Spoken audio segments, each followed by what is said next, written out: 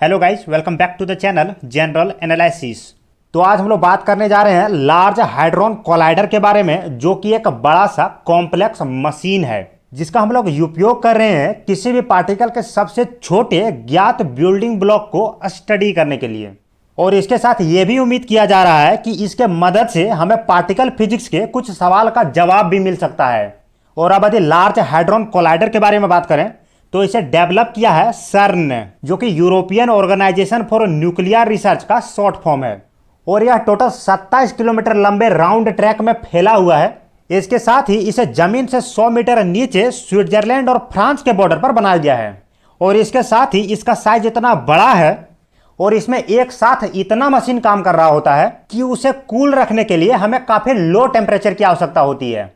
तो यहाँ के इक्विपमेंट को कूल रखने के लिए हम लोग यूज में लेते हैं लिक्विड हीलियम को, और इसका उपयोग करके हम लोग -271.3 डिग्री सेल्सियस तापमान प्राप्त कर लेते हैं, जो कि इंटरस्टेलर स्पेस से भी कम तापमान है। अब यदि हम लोग देखें कि यह काम कैसे करता है, तो यह प्रोटॉन के दो बीम को अपोजिट डायरेक्शन से फायर करता है, जिसका speed almost speed of light के बराबर होता है, जो कि है 3 × 10⁸ मीटर पर सेकेंड। और इन बीम को इस सुपर कंडक्टिंग इलेक्ट्रोमैग्नेट रिंग से होकर गुजरना होता है।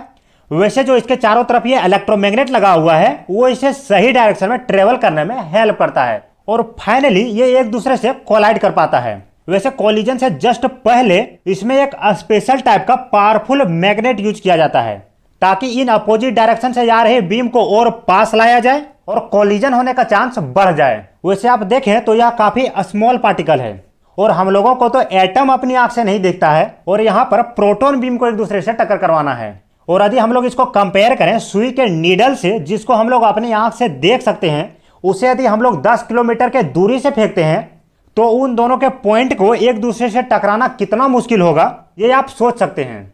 और इसके बारे में अभी वर्ल्ड मीडिया खूब चर्चा कर रहा है, और इसके पीछे की वजह को देखें तो इसे फिर से ऑपरेशनल किया गया है। वैसे पिछले 3 सालों से इसमें मेंटेनेंस और अपग्रेडेशन वर्क चल रहा था। वैसे यह 3rd टाइम है जब इसे ऑपरेशनल किया गया है, और इस बार हम लोग इसे 4 साल के लिए यूज में ले सकते हैं। और इस दौरान इसे रन करने के लिए काफ़ी सारा एनर्जी का भी जरूरत पड़ेगा, जो कि है करीब 13 टेरा इलेक्ट्रॉन वोल्ट्स। यहाँ 1 टेरा इलेक्ट्रॉन वोल्ट है 100 बिलियन इलेक्ट्रॉन वोल्ट। और यदि इसे लिखना चाहें तो इसे 10⁻12 इलेक्ट्रॉन वोल्ट भी लिख सकते हैं। वैसे हम लोग जानते हैं कि इलेक्ट्रिक एनर्जी का फॉर्मूला होता है E = QV। और यदि हम लोग एक इलेक्ट्रॉन लें जिसका चार्ज होता है 1.67 × 10⁻19 कूलम, और इसे 1 वोल्ट के पोटेंशियल डिफरेंस से एक्सिलरेट करवा दें, तो हमें 1.67 × 10⁻19 जूल एनर्जी प्राप्त होता है। वैसे इस बार के एक्सपेरिमेंट में 1.6 बिलियन प्रोटॉन प्रोटॉन कोलिजन पर सेकेंड किया जा रहा है।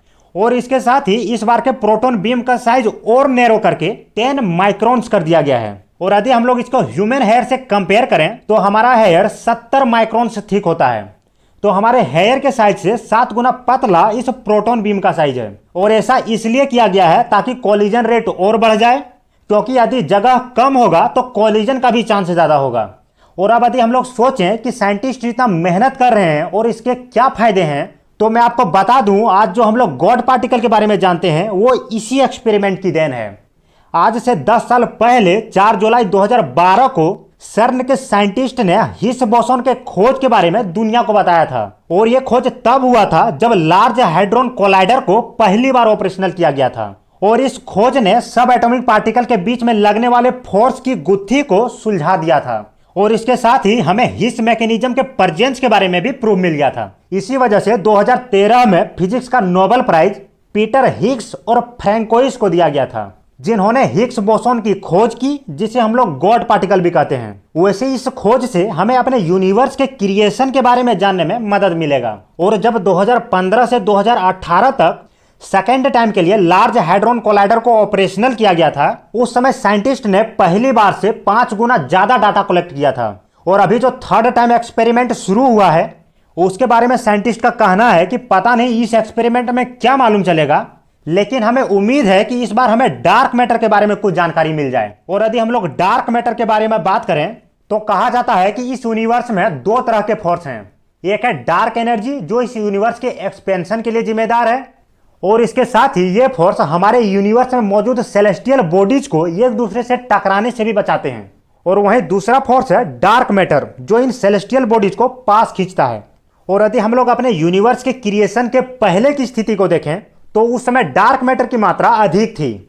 और जैसा कि बिग बैंग थ्योरी का कहना है कि इस यूनिवर्स का निर्माण एक गोले से हुआ है। एक टाइम पर उस गोले में विस्फोट हुआ और फिर धीरे धीरे वह एक्सपेंड करने लगा। और जब वह एक्सपेंड कर रहा था तब वहां डार्क एनर्जी अपना काम कर रही थी, क्योंकि वह एक्सपेंशन के लिए जिम्मेदार है। और यदि मैं आपको एक इंटरेस्टिंग चीज बताऊं तो इस यूनिवर्स में जो भी चीज हम लोग देखते हैं वो मात्र 5% है। वही डार्क एनर्जी की मात्रा लगभग 68% है और डार्क मैटर की मात्रा 27% है। और यदि आप इस डाटा को देखें तो हमारे यूनिवर्स में डार्क एनर्जी की मात्रा डार्क मैटर से ज्यादा है। इसी वजह से आज भी हमारा यूनिवर्स एक्सपेंड कर रहा है। तो इस वीडियो में इतना ही। मिलते हैं नए वीडियो में नए टॉपिक के साथ। और यदि आप लोगों ने वीडियो को पूरा अंत तक देख लिया है तो चैनल को सब्सक्राइब कर दीजिएगा और वीडियो को भी लाइक कर दीजिएगा।